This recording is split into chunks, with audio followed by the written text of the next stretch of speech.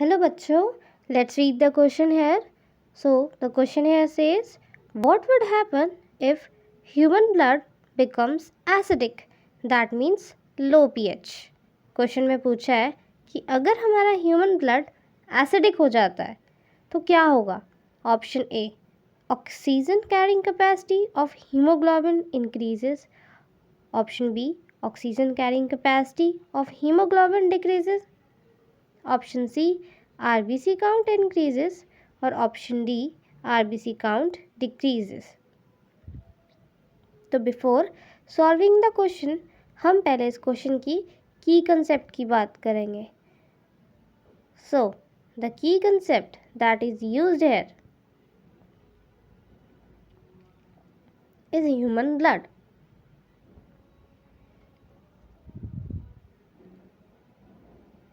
हमारे human blood में एक रेस्पिरेटरी पिगमेंट होता है. Respiratory pigment. अब रेस्पिरेटरी पिगमेंट क्या होता है? रेस्पिरेटरी पिगमेंट वो पिगमेंट है जो हमारे गैसेस को कैरी करता है. तो हमारे ह्यूमन ब्लड में रेस्पिरेटरी पिगमेंट हमारा हीमोग्लोबिन है जो हमारे रेस्पिरेटरी गैसेस को which carries our respiratory gases in the blood.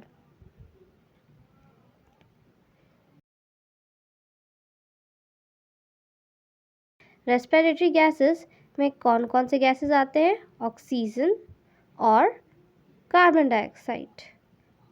हमारा हीमोग्लोबिन दोनों ही गैसेस से बाइंड करने की टेंडेंसी रखता है और डिपेंड्स कि कौन से गैस का पार्शियल प्रेशर हाई होता है. जिस भी गैस का पार्शियल प्रेशर हाई होता है उसी गैस से हमारा हीमोग्लोबिन बाइंड कर जाता है. प्रेशर ग्रेडियंट ऑफ गैसेस पे ये सब डिपेंड होता है. अब क्वेश्चन में दिया हुआ है कि ह्यूमन ब्लड हमारा एसिडिक हो गया है. एसिडिक का मतलब क्या है? कि हमारे ब्लड में H+ आयन की कंसंट्रेशन इंक्रीज हो गई है. और वो किस कारण हो सकता है?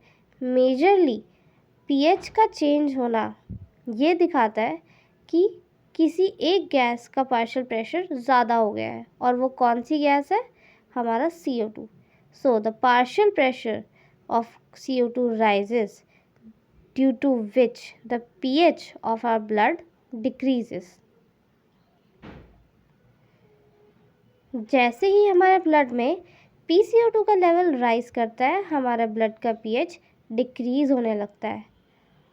और जैसा कि मैंने आपको पहले ही बताया था कि जो भी गैस का पार्शियल प्रेशर ज़्यादा होता है हमारा हीमोग्लोबिन उसी से बाइंड करने की टेंडेंसी रखता है. So as the PCO2 level, that means the partial pressure of CO2 rises, our haemoglobin starts binding with CO2. हमारा हीमोग्लोबिन CO2 से बाइंड करने लगता है और उसी को कैरी करने लगता है. जबकि जो हमारा हीमोग्लोबिन ऑक्सीजन से बाइंड था वो डिसोशिएट करने लगता है. So our haemoglobin starts binding with carbon dioxide and starts dissociating with oxygen.